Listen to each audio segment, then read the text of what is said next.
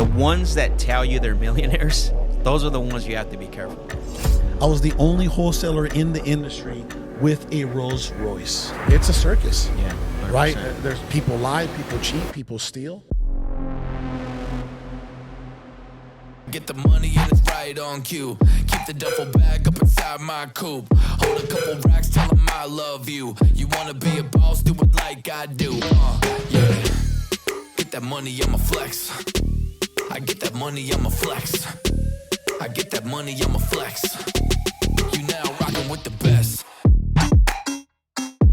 Welcome back to the Proferty Podcast, where we help you turn your property into profits and we keep real estate real. Today, we're going to really break down if you can become a millionaire through wholesaling real estate. And we're also going to give you a market update. We are going to let you know where we are right now in the market of wholesaling. But before we do that, to my right, let me introduce my co-host, Mr. Max Jimenez. What's going on, everyone? El Cerrador. Vamos. And to my left, I got Mr. Ryan Overcash. What's up, Ryan? What's cracking, Carlos? What's going on? So, man, today we want to bring these good folks, right? Mm-hmm. We want to break down if you can really become a millionaire through real estate wholesaling. And, of course, every guru, educator, and coach out there will say yes, right? Mm-hmm. That's what they sell. 100%. That is every ad that you see out there. Thinking about becoming a millionaire through real estate, right? Let me show you how. It's very interesting because 9 out of 10 times these coaches, these gurus, these educators, they give them this Mickey Mouse strategy. Right. That just is not, first of all, it's not sustainable. Yep. And in my opinion, it's not very efficient, right? No. It's not very efficient. And the reason why I believe that these gurus and coaches and educators give these cheap Mickey Mouse strategies to, every aspiring real estate entrepreneur out there, well, it's because they just don't know what they don't know. Like, how can they teach someone to become a millionaire through the game of real estate wholesaling if they themselves have not become a millionaire through the game of real estate wholesaling, right? Absolutely. Their game is what? Their game Selling is courses. Their game is picks and shovels. Their game is education. Right. There's an old saying that says, for those that can't, teach. Yeah. Right. Absolutely. So we'd love to get your feedback on that. Well, I mean, let's talk about a few different things, right? So the first thing I want to cover is like there may have been at a point where some of these people were actually making money in real estate, right? And so, like you said, right? Because this industry is not, it's simple, but it's not easy, right? Mm-hmm. So what tends to happen is, you make money. It's a grind, bro. Like, and we're going to get into all that. But so people end up getting into the education space. And so it's a lot more interesting, more attractive.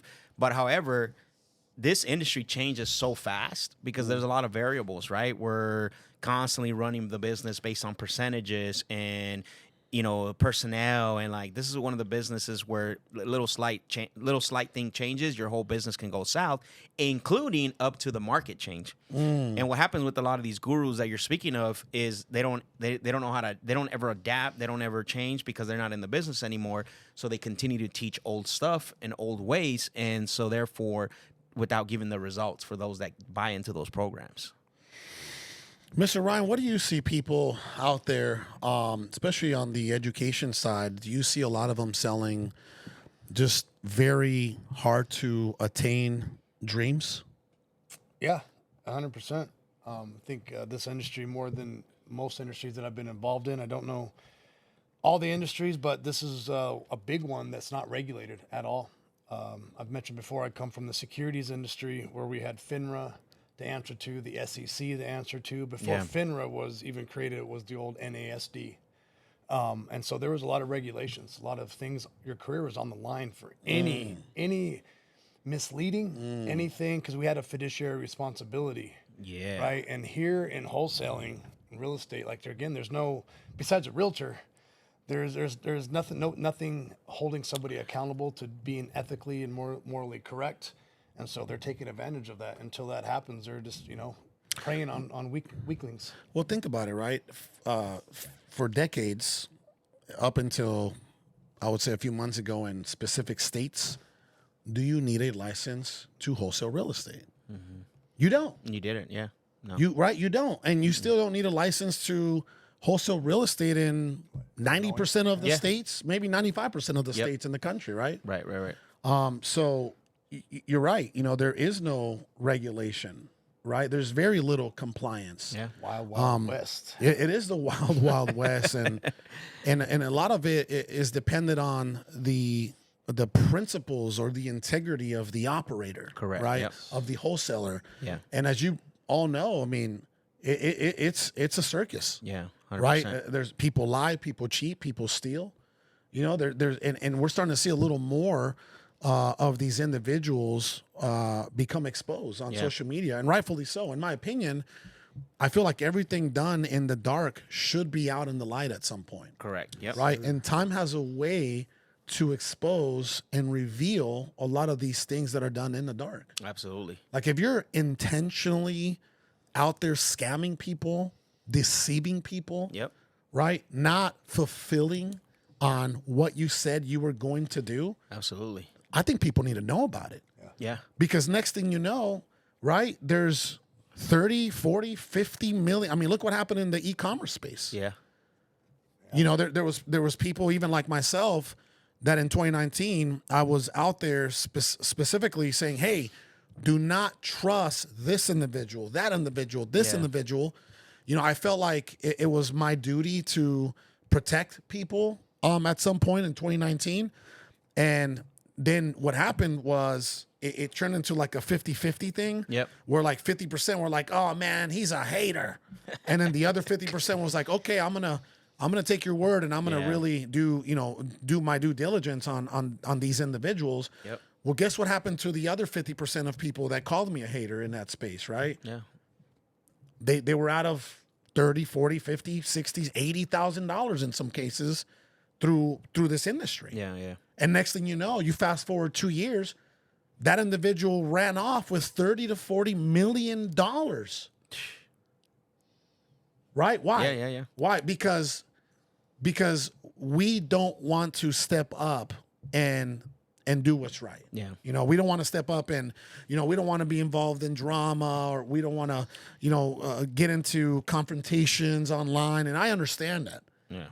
But that's kind of some of the, you know, the I would say the holes that need to be filled in the industry, in different industries in general, right? Exactly. Especially wholesaling. Yeah. No, absolutely. And, you know, another thing, too, is that for those that are watching is don't look at what we would consider the big gurus, right? Like, this happens at all levels. I mean, the bottom level all the way up to From the a top couple levels. $1,000 Oh, yeah, from a couple of $1,000 to like 30, 40, 50. I've heard, Yeah. you probably just like me and Ryan now, how long he's been in the game, we've all heard where like, hey, this guy took, you know, a few 30 people for like $1,000 and he didn't deliver on what they were going to say. So it's happening in all level and phases. That's why what Ryan was saying, Ryan, I want to go back to you is you know, what you were saying is there's no one, you know, regulating everyone. I mean, now you're starting to see it come out a little bit, but you know, we'll see where it goes. They're regulating. And you know, brother, people don't like, at the end of the day, people are hard-headed. Yeah. And they're still going to do, you know, whatever they think is best, right? Yeah. Like you can give them all the facts, right? You can give them court documents. You can give them pictures, videos, testimonials, you know, of wrongdoings. And then at the end of the day, though, people are still going to do whatever it is that they choose to do. Yeah. You know what I mean? Absolutely. So, you know, there's not a lot of compliance in the industry of wholesaling. And I know that there's some states that are already enforcing some compliance, right? I still don't know what's going on in South Carolina. Everybody keeps talking about South Carolina. So Right? Used to be a good market. What's the update on that? That's an interesting situation because, you know, from what I heard, and I'm going to speak very blunt here, the individual that created or helped enact supposedly quote unquote law, the attorney, it has has a roundabout way of doing wholesaling. So I don't know the full story on that. I'm not going to speak on it in detail. That's but disgusting. it is very disgusting. I have a very good friend of mine, Shane. His name is Shane. I'm not going to say his last name. And know so who. you know him, He yeah. was, I think he was part of our elite group. Yeah, Shane. So he's Nice out guy. there. He's out there. He's doing wholesale deals, and he's telling people you can do wholesale deals. Don't let these individuals trick you that you can only I do think it. he just based, posted a couple of he checks. Yep, posted a couple of checks. But how disgusting is that? We just said it happens in every level, right? Like you got a guy who helped enact, who helped pass, who helped write a law that benefits him. Yeah. That's absolutely disgusting. Dude, that's when you're doing something over here, right, but telling everyone else to look over here. That's crazy, bro. Yeah. Like the level of just like, I would say the lack of integrity, bro. You know what I mean? It's crazy. They're pocket watchers, right? Yeah, They're just yeah. like everything has to go through me. But you know, here's the facts, right? You can become a millionaire in the game Absolutely. of real estate wholesaling. Now, let me ask you both this. Can you become a millionaire in the game of real estate wholesaling overnight? Absolutely not. Absolutely not. Tell me why not. Because you know this bill. I just said this earlier, right? This business is an interesting business. Like it's a grind, right? Like there's a lot that involves. Now, can it happen fast? Yeah, it can happen fast. I mean, I'll tell you one. I'll give you an example, and you probably have a lot of these. One deal that I did, I made $165,000 on one deal. You just An did 10 of assignment, those. right? So you me some do of you do those. 10 of those, and there you go, right? It's $1 million in a year. So, but it didn't happen overnight. You see what I'm saying? So it can happen fast, but it can't happen overnight. That's the thing. That's where a lot of these individuals, this is where you have to be careful. A lot of these individuals that make you that promise, or you hear them speak about that you can get rich quick or it can happen quick for you, you better run the opposite way as fast as possible as you can, because I can tell you, and us three that are here can tell you, that is absolute farthest from the truth. You got to put in the work. You have to go from hustle to business. You know, there's a lot of things that are involved for you to be able to hit that. Now, like I said, I've seen it, and I wrote this down because I think it's very important for people to know. It is probably one of the fastest industries that you can become a millionaire in that I've seen, right? If you do it right and you put in the right systems and processes, you hire the right personnel, but now you're in business mode, not in hustle mode. I love that. Mr. Overcash, can you become a millionaire overnight in this industry? Well, I thought so because I was checking out Instagram, and then I connected with Max, and he told me don't focus on Instagram. That's all lies. It's, bro, 99%. It's pretty disgusting, bro. You got the 21-year-old life coaches. You got the cheating husbands that are doing marriage counselings and retreats, right? Like, dude, what the hell is social media? You know what social media, brother? It's becoming like a virtual reality. Like Yeah. people that live on social Bro. media Wow. don't really live in the 100%. physical 3D world anymore, right? No. right? No. You know what's funny? You say that, bro, because I was actually... It's not real. No, bro. Recently, I was kind of... In my own head, I'm like, man, this social media is getting kind of interesting. Like, this is not reality. And sometimes you got to take a step back, bro, because it'll suck you in. So, 100%. I love what you said, Ryan. Yeah. yeah. But yeah, what advice would you give an aspiring real estate entrepreneur out there that, you know, wants to make $1 million in this game? Will he or she accomplish it overnight? No, definitely won't accomplish it overnight. It does take work, all right, as both of you guys already said. So if I had to give somebody advice, and again, this is just more along my strength. I'm a people person, so I go and find the people who are doing it well, and people who I connect with. Right, because there are going to be some leaders in the industry that just aren't good people to connect with, and I've always been like that. Even Are before you I got talking about alignment, like principles? Yes, that exactly. Got it. Thank you for being. Yeah, me for be sure, More for sure. clarity there. Absolutely. Yeah, so like getting in this industry, I don't know if it was just the right age or whatever, but I wasn't scared to go talk to people or just ask like, hey, how Yeah. did you do this? How are you, especially if I find out they're like the best at what they're doing. I was always someone, again, even in my past life, I'd go right up to them and just talk to them. Yeah. And ask them. And you get received differently. So there's some people that'll push you off, and I'm Yeah. like, cool, challenge accepted. I'll continue to, I want to win them over, right? Yeah. At the end of the day. Or you find the people who are willing to help you, take you under the wing. And again, it's just that would be my advice, Carlos, Yeah. without rambling on, is find who you align with, find someone who's doing it well, and Yeah. and work with them. You just reminded me of some, Carlos, real quick. the ones that tell you they're millionaires, those are the ones you have to be careful with. That's a good point. That is a very good point. Right? The ones that literally are on say social it. media that say it. Because let's be honest, how many events have you thrown, Carlos? How many events have we been to or we've thrown or the ones that you less believe or look at that you don't think they're millionaires? Those are the ones that are millionaires. These guys that portray to be millionaires, bro, you know, they'll go grab a Lamborghini, you know, that's a $2,000 payment, like Sal said, right? I'm like, look, Sal, people are. He's like, bro, that's a $2,000 payment. He like, did say Sal's that, had every Lamborghini under the sun. You know what I mean? Yeah.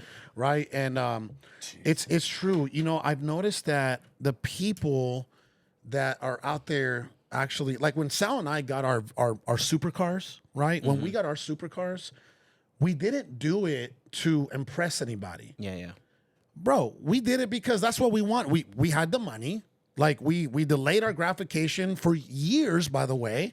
Right? Let's do a little storytelling. Ready? Yeah. Let's Watch do this. Watch this. 2013, you know, we get in the game. And when I say we get in the game, we start to read. We start to go to the, you know, the events, the Shantari event in 14, right? We start to dabble. We start to meet with other real estate investors that are already doing it at a decent level, right? That's what I mean by 2013, because that's not like we didn't get our first deal in 2013. We just got into the game, right? Like I said, it took 6 months to get our first real estate wholesale deal, right? But this is what I mean. You know, so I was like, you know, my dream car in 2013 was a 7 series. Sorry, let me go back. My dream car in 2013 was a Range Rover Sport. And then my dream car turned into a 7 Series BMW, right? And then after a 7 Series BMW, my dream car turned into a, you know, actually, I didn't even have this as part of my, what do you call it, my vision board. Right. Okay. But watch this. Sal's like, oh, that's cool. You want a Range Rover, right? You want a $60,000 to $80,000 Range Rover. You want an $80,000 to $100,000 BMW. Let's go to the auction. Let's get you a 2007 Prius. Right? No, listen. Because Sal, you know, Sal's been saving money and he's been good with money his whole life, right?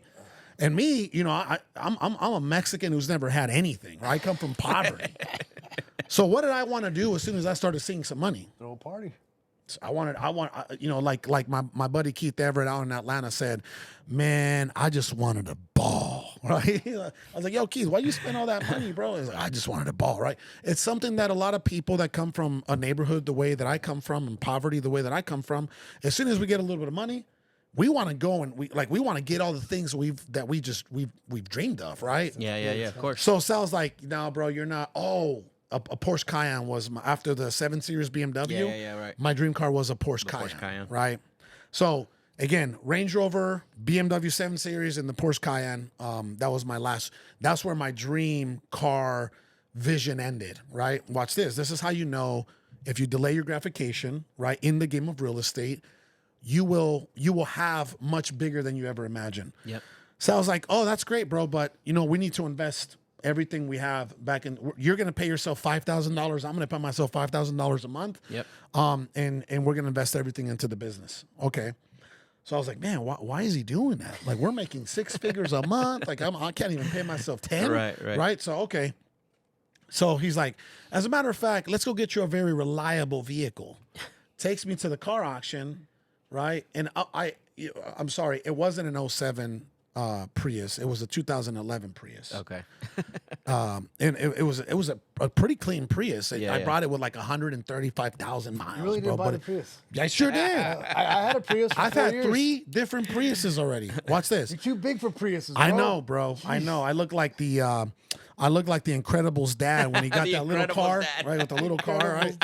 So watch this. So I listened to Sal, and I didn't get the Range Rover. I got the Prius, and I didn't get the 7 Series Beamer. I stayed with the Prius, and I didn't get the Porsche Cayenne. I stayed with the Prius, and then around 2018, think about it this way, right? Like 2013, we entered. 2014 is when we actually hit our first deal, but it was like later in the year, right? So it literally took us, I would say, less than 4 years, and in 2018, Sal's like, hey, you're ready for your dream car. I'm gonna take you to It was called what's it called? Creative Bespoke. They're a custom car company here in Arizona. I'm gonna take you to Creative Bespoke. I'm getting my dream car. His was a Lamborghini Aventador. He paid like $380,000 for it or something. It was wild, right? Wow. He's like, you're gonna get your dream car. If I'm gonna get some nice, you're gonna get some nice, right? So we go over there, and I'm like, I'm expecting like one of my dream cars. Like I never imagined, bro. Right?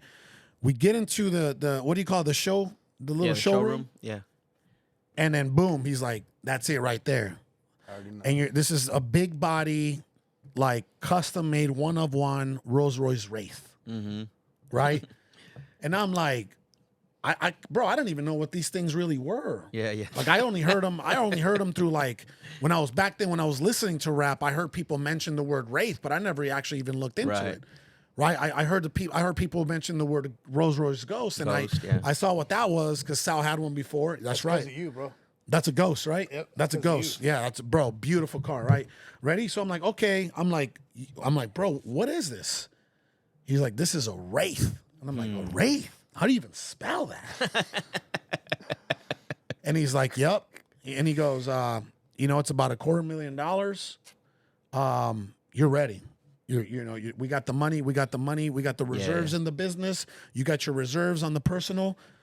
This is it. So I put $70,000 down in cash, right? And my payment was about $2,200 a month, right? And then my insurance was about $500 a month. And for under $3,000 a month, $70K down, I was driving what I didn't even imagine. This wasn't on my vision board. The point of the story here is, right? Delay the gratification. Yep, that's true. And you're going to get much more than you even imagine. But what does it take to delay your gratification? Because delaying your gratification in the game of real estate wholesale is part of becoming a millionaire. Yeah. Right? Well, this is what it's going to take for you to delay your gratification. Yeah.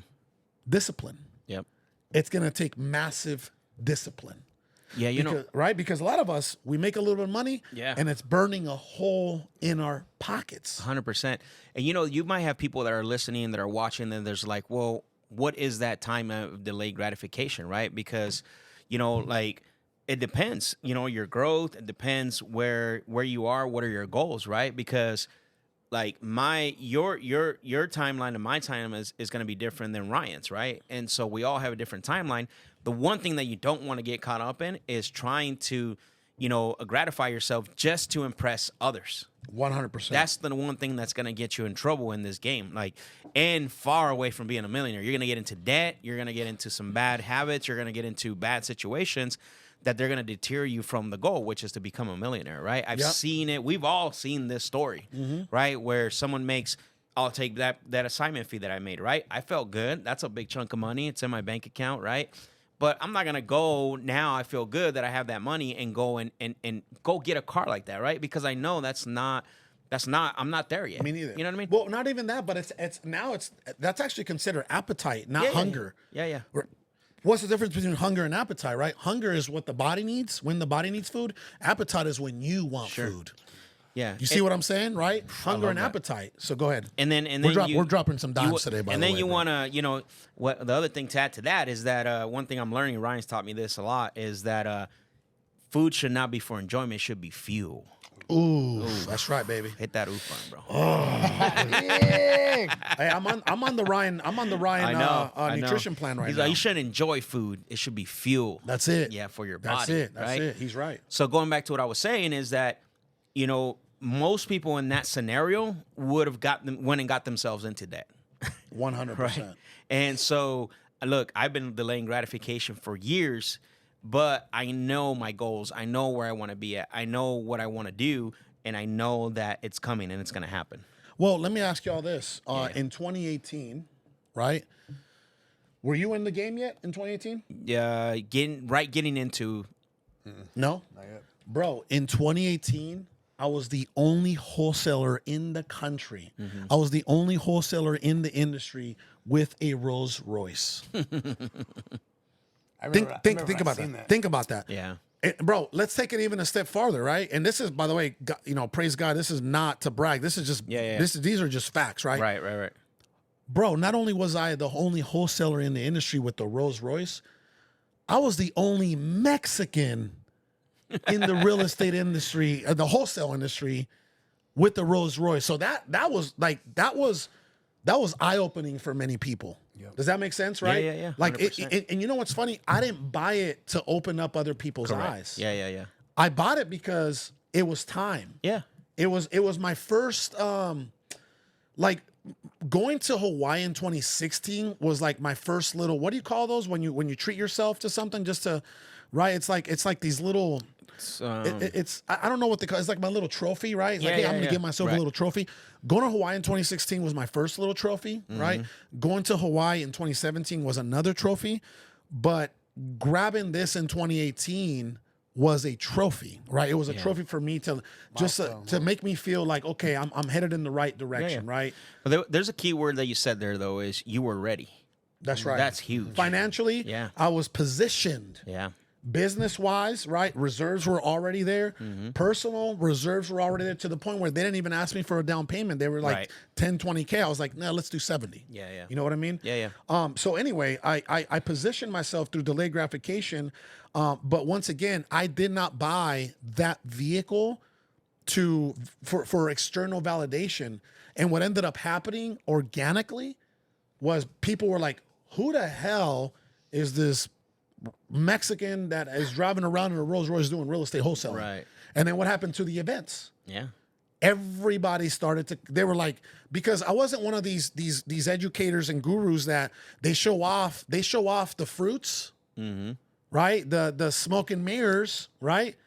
But they don't show the work. Yeah, right. They don't show the checks. They don't show the wires. Some of them show the CRM, right? The projected profit. You know what I mean, right? I rarely showed off the car. Yeah. What did I always show off, right? Yeah. The actual work, The actual work, office, the checks, the office, the team, the checks, the wires, the houses. Yeah. You see, that's the difference between today's guru era versus back then when I was coming up. You know what I mean? Absolutely. Like so anyway, back to what we were saying though, it is very easy to make $1 million in the game of wholesaling. Let me just break down let me break down a simple scenario, right? If you're in California, and let's just say that your average wholesale deal size is $35,000 per assignment, right? Per assignment, $35,000. How many deals do I have to do in California that year to hit $1 million? $35,000 average assignment fee. How many deals? You would have to do 30. About 29. Yeah, about 29. 29? Yeah. Okay. How many deals do I have to do per month at $35,000 to hit $1 million in a year? So you divide 29 by 12. So that's... Bro, 2.5 deals? 2.5 deals in California. Can I do 2.5 deals in California? Yeah. Absolutely. Yes. So my answer is absolutely. Yes. I mean, we numerically just gave you a scenario that if your average assignment fee is $35,000, right, in a market like California or Seattle, right, or Florida, if your average deal size is $35,000, if that's your average assignment, well, you just have to do 29 of those in a 12-month timeline, right, which is about 2.5 deals. Closing 2.5 deals per month, it's very achievable for you to hit $1 million in revenue for that year. Absolutely. No, it's I mean, 2.5 deals is, if you really put your head down and you work and you don't look at everyone else, like, that's very achievable. 100%. Yeah. You know what? Something that a lot of people in the game need to do, they need to limit their time on their phone. There's a setting where you can go on your phone and limit the amount of time that you spend on social media. And your phone will actually notify you when you're getting close to that hour. Mine is set on 1 hour. So when I'm about to hit an hour, you are 15 minutes away from, from 1 hour on social media, whether it's Facebook or Instagram. Yeah. Right? I think that is something that would really be helpful, because I believe that distractions, right, take away from hyper focus. Oh, absolutely, bro. I've been a victim of that. I mean, the thing is, like, I'm my morning routine right now, I don't even look at. I actually have it on my calendar when I'm gonna go on social media during the day. There you go. Yeah, because it can become such a distraction, right, for what you're doing and your daily goals and your daily routine, whatever that is. So I have it on my calendar when I go on social media. That time's already blocked out, and believe me, it's not more than an hour. I can tell you that. It's way less than that. I was finishing up Winning today. I've read that, I don't know, 5 or 6 times, listened to it now just once. I just got it on audio. And that's why I looked at my phone real quick, because this morning, the main thing I took away from it, and I even put it on my social media, manage your focus. And you just talked about focus. Managing your focus. Brother, imagine spending hours on social media every single day, and you don't even get paid to be on social media. People think they do, though. Yeah, that's right. That's absolutely disgusting. He looked at, right? Cam looked at me in a weird way because guess what? I walk around upstairs, bro. Oh, yeah. And I see guys on their social. I'm like, look at this, bro. Look at this, bro. Bro, you might as well break out your laptop and watch a rerun of Saved by the Bell or something. Right? Or a Fresh Prince of Bel-Air. I mean, it's the same thing. Yep. But that goes back to what you were thing. saying, though, bro, is people think they live in that virtual reality, bro, and they forget about that's the 3D life. world. Yeah, That's exactly. That's real life. Yep, exactly. Not That's real here. life. Not here. Right? Not getting on the phones. Or Not talking to prospects. Exactly. Not making offers. Right? Being on social media is their real life. Yep. Passing That's the crazy. time. That's crazy, bro. Well, guess what they say, bro? When you're passing the time will pass you by. Pass you by. Right? Yeah, that's true. So let's talk about let's start wrapping it up because I want to do a part 2 of this specific subject, Yep. which is where are we at today in the wholesale industry? What's going on? What is it going to take? Because I see a lot of small operations. Yeah. They're dying out. Oh, yeah. There's a couple things going on, right? People are lying, cheating, and stealing, right? They're backdooring deals on Investor Lift, right? They're taking your deal and then they're trying to blast it to all the, because people are trying to desperately survive in the real estate game. Why are people facing so many challenges right now in the game of real estate wholesaling? Why? I mean, it's one of the things is, before I answer that, I want to go back to where we were in 2020, right? 2020, 2021, maybe a little bit into 2022. People that came in during that era, because we came in before that, right? A few years before that, we knew what a real market was. That was not a real market. Yeah. Right? That 2020, 2021, there was so much money being pumped into the economy. It created this, a buying frenzy, right? When it came to real estate anyways. And so people were buying, gobbling up. The interest rate was so low. You talked about this, right? The interest rate was so low that it made it very easy for people to buy real estate, right? And so the prices were going up. So if you were getting something under contract today and you didn't sell it to 30, 45 days, it was probably a 5% to maybe 6% increase on the value, right? By the time, yeah. By the time especially those that were doing flips, that's why there was a lot of people. You can almost flips. project You could almost an increase project. of value. Yeah, an increase of value, sometimes even up to 10% in some locations within the 45 to 60 That's right. days, maybe up to 90 days. So then the market shifted, right? People, I'm going to tell you two main reasons why I believe why people are struggling. Number one, they never made the shift to work on any skill sets. And then number two, they never ever added any tools to their tool belt. It was always, let's break those down. Yeah. So never worked on any skill sets, developed any skill sets, right? And number two, never really worked on adding any new tools to their tool belt. So when the market shifted, they didn't know how to adapt. They didn't know how to maneuver. They didn't know how to change. And guess what? We saw a lot of people get wiped out. And some still hung out because they made a lot. Some still were hanging around because they made a lot of profit from those years. But we starting to see those taper away because they never made. They literally were surviving on reserves. On reserves. Yep, exactly. So you're saying, do you think sellers are getting smarter? That's what I It's the wrote other down. thing too. Yeah, let's talk Right. about that. Yeah. They're a lot more Well, informed. sellers are getting smarter, and they are more informed, right? Actually, go ahead. Talk to me about that. Yeah, so that's what I had. So taking the other side that Max took, right? Sellers are more informed. Wholesaling is more known. It's not as what was it? I don't know the right word for it, but it's just a lot Underground. Yeah, there you go. That's That's not, good. yeah. Thanks for the help there. Yeah. It's a lot more known, and then like I said, to finish like what Max said, wholesalers got lazy, right? They're like, oh, I'm doing the same thing. Sellers got smarter. They're a lot more informed. There's a lot more people calling sellers. How many times now do we hear sellers asking for non-refundable EMD? Oh yeah, we're hearing that a lot now. Like how soon can we close? You know, there's just a few things that I'm like, I haven't heard sellers say this in such big groups that I'm hearing it a lot more now. Yeah.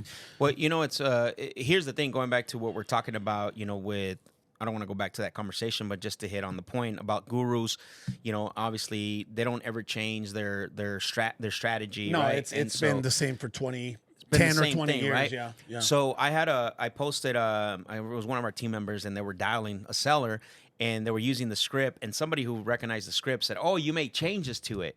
And then I responded, I said, yeah, that's what happens when you're actually doing the work. That's right. You learn how to adapt. You learn how to make changes. That's right. Where most people don't because they're not in the business. That's right. So what people need to understand, right? Every industry evolves. Absolutely. No matter what, the car industry evolves, the airplane, you know, the aviation industry evolves, the steel industry evolves, right? The blue collar industry evolves, and if you don't adapt, you die, right? And I saw that. I saw that. I saw that, right? I saw that happening in the real estate wholesale industry. I always tell this story. When I came into the game, there was two big things that I was learning. Like I came under the Sean Terrys of the world and the Nick Reyes of the world, right? Alpha Home Flipping. He's no longer in the education space. Right. I think Sean Terry is a little bit to some degree, not too much, right? Yep. So one thing that I learned from Sean Terry was the old maximum allowed offer formula. Yep. Right? It was after repair value times 70%, right? Take away rehab, take away end buyer's profit or the flipper, right? The investor's profit. Yep. Take away assignment fee. Yep. Okay. That was the old Sean Terry formula, right? And maybe when he came in the industry, that was considered an innovative. That was pretty standard, MAO, I think. right? Yeah. And that was standard for a very long time. I immediately started to, again, when you're in the business and you're keeping your eye on the ball, I immediately started to notice that I was constantly getting beat out. And I said, okay, why am I getting beat out? Well, there's only two reasons why you're getting beat out. Number one is someone's offering more money. More money, yeah. Number two is they just have a better skill set than you, right? Very rare is it number two, right? If you consider yourself a pretty good acquisition guy or lady, very rare is it number two. So I was like, oh, you know what? Why don't we just make sure that I cover both ends? So then I said, okay, I'm going to try this new formula, which is instead of the old Sean Terry formula, I'm going to try ARV, after repair value, times 0.93, which is I'm going to take 7%, right? Deduct 7% for closing costs and agency fees. And then I'm going to take away what the end buyer wants to make, in this case, the investor, the flipper, right? The rehabber. And then I'm going to take away the rehab cost. And then I'm going to take away what I want to make in an assignment fee. And that's going to be my maximum allowed offer. Right? So we're gonna do two different scenarios. Pull out your calculator. Pull out your calculator. This was the formula that we innovated back in 2014, 2015. Ready? So we're gonna go. These are gonna be the numbers. I'm gonna give you the numbers. Okay. The after repair value is gonna be $350,000. That's what this house is gonna be worth.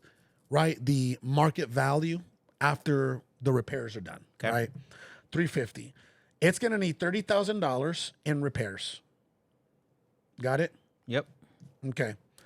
So, with that being said, let's just say that the end buyer wants to make 10% of the profit of the retail value. Yeah, 35,000. So he or she wants to make 35 grand. Okay. And let's just say that I want to make $15,000 as an assignment. It's an fee. assignment. Got it? So we're gonna run the Sean Terry formula with you, Okay. Ryan, and I'm gonna run the Allin / Carlos Reyes, whatever you want to call it, formula with you. Okay. All right. Ready, Ryan? You're gonna run this 350K times 0.70. Okay.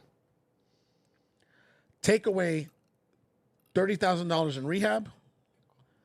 Take away $35,000 in profit for the end buyer, the end user, or the rehabber or the flipper.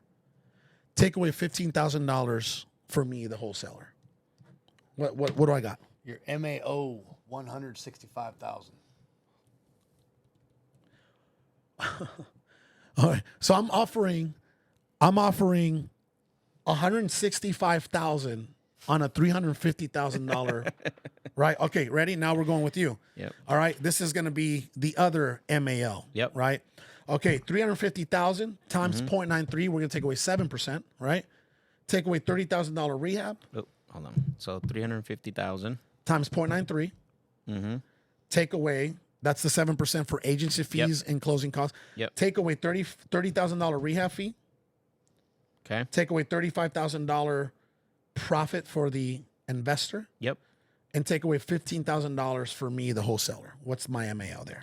245,500. Come on, bro. Did you see that? These guys, for everybody listening and watching, did you see those two different scenarios? Because there are still educators, gurus, coaches out there that are running that old formula of the 70%, right? The ARV times 0.70, take away the 30,000, take away the rehab, take away the investor profit, take away the wholesale assignment. Yep. Think about it. How are you even going to beat out anybody if you're coming up? What's the differential there? 245, take away 165. Let's see. 245. Oop. 80, Minus what? 80,000? 80,000? Are you what? sure, bro? 145? 245, take away 165. 165 is 80,000. Brother, if not a lot, is it? Ryan, A lot? excuse me. Oh, that's a lot, bro. bro. Bro, hold on. If Ryan and Max, if they're both talking to the same homeowner, the same seller, the same prospect, and Ryan comes in and this person really likes Ryan, and he comes in and says, Mr. Seller or Mrs. Seller, I can offer $165,000 for your property. And then Mr. or Mrs. Seller really loves Ryan, but the maximum allowed offer is 165. And then Max comes in and he probably doesn't have the charisma. No, he doesn't. He doesn't. He definitely doesn't have No. the charisma, right? Or you know, that Ryan has, but he says, Mr. Seller, Mrs. Seller, I can offer you $245,000 on your property. Who do you think that prospect is going to choose? Absolutely. 10 out of 10 times. Yeah. The higher price. I'm sorry, bro. I don't like you enough to lose on $80,000. You're a great guy. You're a great guy. But they like me. I think you're gonna make a great husband one day. But they like me. They said right? they said You they know think what? about it. I may even send you a Christmas card, but I'm gonna go with the person that's offering me $80,000 Can I say, my bro? point is this: the real estate industry once again has evolved. In comes novations. What is it? Novations enters the chat. Guess what? What's crazy is, you know, it's hard to teach an old dog new tricks, right? Absolutely. And I am guilty of that, by the way. Me too. Corey Gary was novating like 3 years ago. Yeah, he was. Eric Brewer, right? And Probably again, 5 years ago. I know Corey very well because we actually helped him out a lot early in his wholesale yeah. career. Right. And he'll tell you that. I love the guy. He's not really doing much real estate these days. Yeah. Right. But I'll tell you what. I know Corey very well, and I was Novation Nation. This guy, what is he talking about? Like, what is that, right? And then I hear about, you know, Eric Brewer, who I haven't had the pleasure of meeting, and then I hear about Great Corey Boatwright, which I haven't had the pleasure of meeting, but these guys have been on to something that a lot of us old dogs have refused to pivot to, right?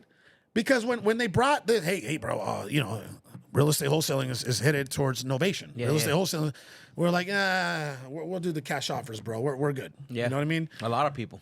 Right? So Yeah. guilty as charged, by the way. And then you begin to see the transition where if novation isn't an option for you because you refuse, right? You refuse to evolve, you refuse to set up those processes, you refuse to streamline the novation process. Well, you're not going to last here because it's next week. We're going Where to the run that industry is formula for currently. you. Yeah.